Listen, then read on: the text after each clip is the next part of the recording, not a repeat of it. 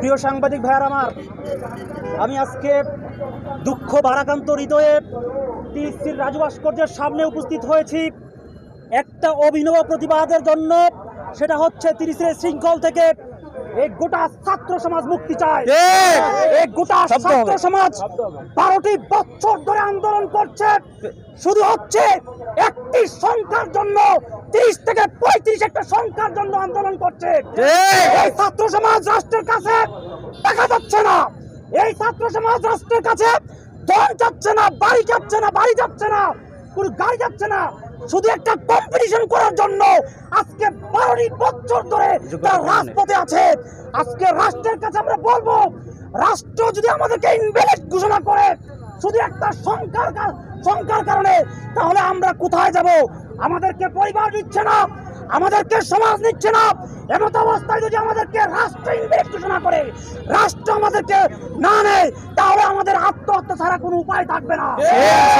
সাংবাদিক ভাইয়ের আমার, আপনারা হচ্ছেন রাষ্ট্রের চতুর্থ স্তম্ভ। আপনারা আমাদের সুখে দুঃখে, আমাদের স্বপ্ন বাস্তবায়নে আমাদের পাশে ছিলেন। আগামী 11ই মে এই ঢাকা বিশ্ববিদ্যালয়ের সন্ত্রাস বিরোধী রাজু ভাস্কর্যে গোটা বাংলাদেশ থেকে ছাত্র সমাজ আসবে, জনসমুদ্রে পরিণত হবে।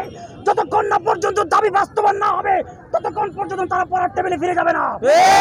শিক্ষার্থী ভাইরা আমার, প্রিয় সাংবাদিক ভাইরা আমার, দেখেন আজকে এই যে অভিনব প্রতিবাদ করা হচ্ছে, উনি জনতন মানুষটা, উনি ঢাকা বিশ্ববিদ্যালয়ের একটা আইন বিভাগের স্টুডেন্ট ছিলেন, যেখানে আমাদের বাংলাদেশের বিনির্মাণের স্থপতি, জাতির জনক বঙ্গবন্ধু শেখ মুজিবুর রহমান পড়েছিলেন। সেই ডিপার্টমেন্ট থেকে এখানে এসেছে এই 35 প্রত্যাশীদের যা কাঙ্ক্ষিত ফলাফল এনে দেওয়ার জন্য একটা কান্ডারি হিসেবে আসছে।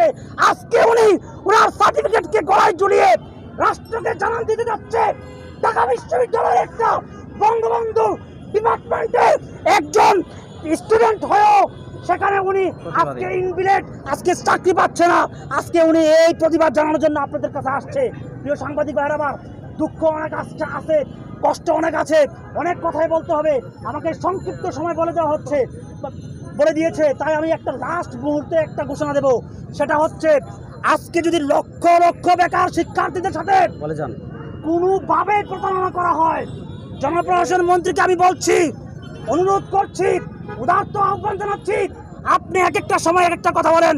প্রথমে বলছেন এটা সরকারের নীতিগত সিদ্ধান্ত। গতকাল আপনি আমাদের ছাত্র সমাজকে ডিমোটিভেট করার জন্য আপনি বলছেন এখন এই বয়স সীমা বাড়ানোর কোনো সম্ভাবনা নাই।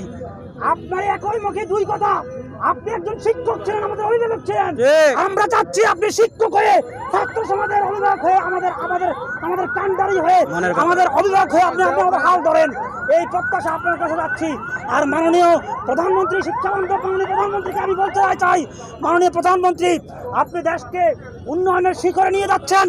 আমি একটা কথা বলবো, সার্কভুক্ত প্রত্যেকটা দেশে বয়স সীমা 30 থেকে 35 করা হয়েছে, শুধু পাকিস্তান আর বাংলাদেশ ছাড়া। প্রিয় সাংবাদিক ভাইরা, আপনারা এটাও জানবেন, শুধু বাংলাদেশ এবং পাকিস্তানে বেকারত্বের হার বেশি।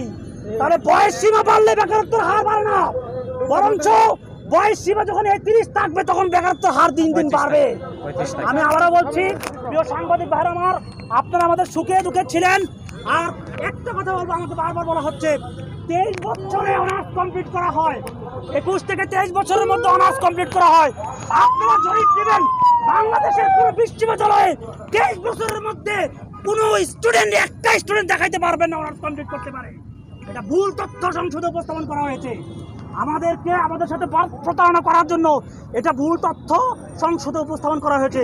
তাই ভুলভাল তথ্য দিয়ে আমাদেরকে বিভ্রান্ত করা যাবে না।